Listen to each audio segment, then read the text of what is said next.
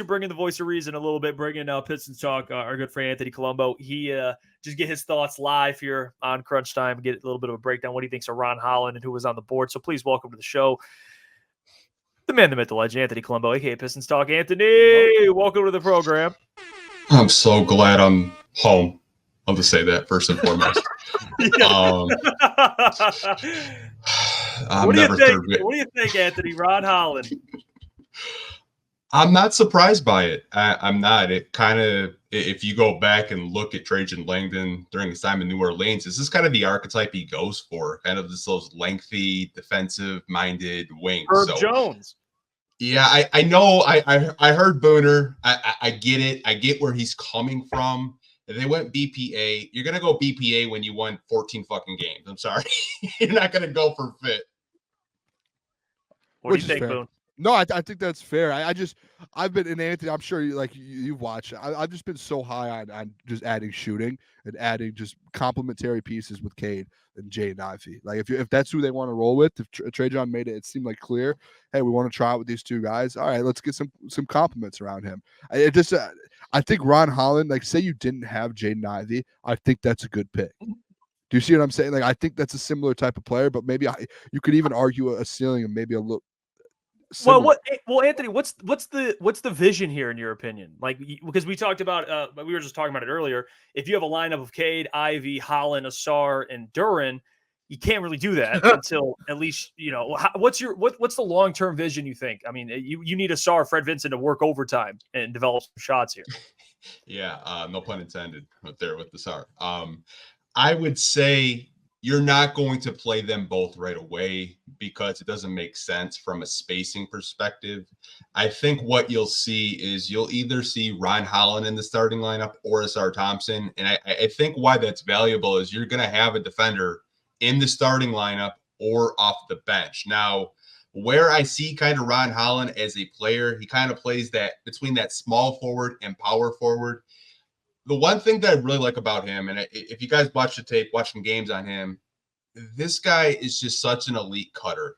He can move so well without the basketball, and you watch his jump shot. I actually believe in the jump shot. I think the mechanics are good. I think it's just he was playing on a really crappy team in the G League Ignite. Didn't make a whole lot of sense from a roster construction standpoint, but I'm pretty high on this pick. I know Booner, I get what you're saying. Like, you want to add more shooting around Cade Cunningham and company, but they have $64 million in cap space to do that in free agency. And I think that's where they'll spend a majority of their money to address the shooting. And Anthony, when you look, Rob Dillingham just going to the Spurs, when you see that, and then you see Ron Holland go to the Pistons, how does that make you feel, especially when you just brought up the shooting that they do need? Does that, like, God damn it, this is going to be another pick that we look back on and regret, or do you still sit with a little bit of confidence? Like, all right, we'll be fine. It's just going to need some time.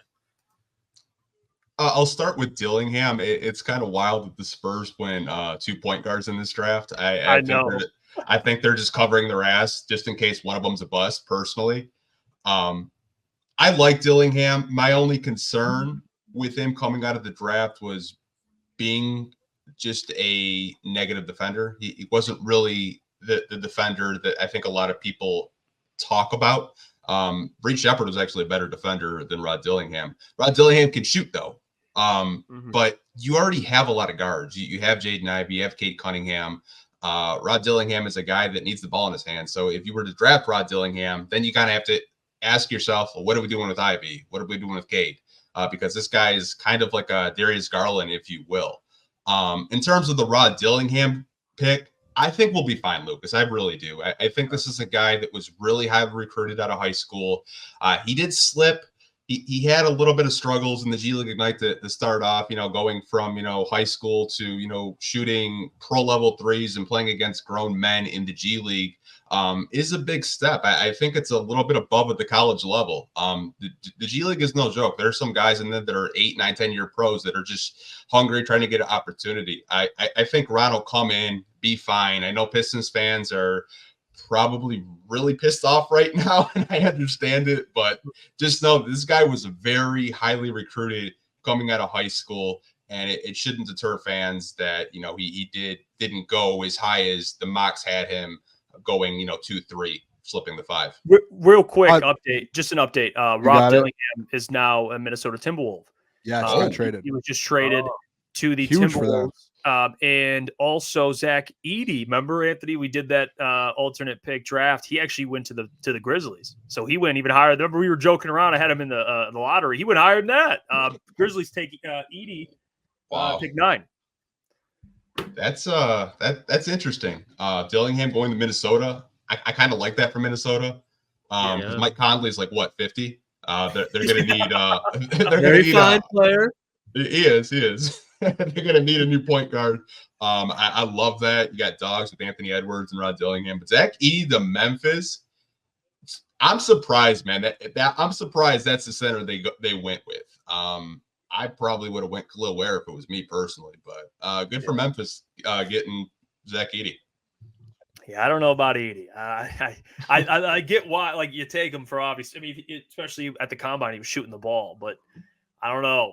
Something tells me that I don't know. A defender, absolute day one, 7'2". He'll be able to block shots for you, and that's probably what they're looking for, obviously. But man, what's his comp for you, Jeff? I don't. Yeah, that's like the hard part. Is like, what does Edey look like at his best? Like that, I don't know. To be honest with you, I really. Well, don't. You know what it does for that team if it's a need, right? They needed to add a center to that team, and you know they went need. I guess they do have John Morant, so they do have players, but and they got Jaren Jackson. Yeah, for sure. Yeah, I mean that'll be if they both pan out, him and Jaren Jackson will be. That's going to be a hard front court to try to get a bucket on. Tough front court. It's a tough team in general. If Edey ends up working out like people think, that him, Desmond Bane, you have they have Marcus Smart still, John Morant. I forgot about Desmond Bane. It's a tough 5 there. I've always just admired the way that Memphis builds a basketball team. I just think it's like because. Yeah, they've never. But obviously, when Ja was peaking, they were a serious team. They were a higher ranking team in the West, but they're never just completely ass. Like they're always just in the kind of 500 range, but they're never an embarrassment of an organization for how small of a market that they do have. Yeah, and you hit on players that they go from the era we talked about the other day to now with Ja, and Ja's holding up pistols, and now he's going to be back. There's a lot of.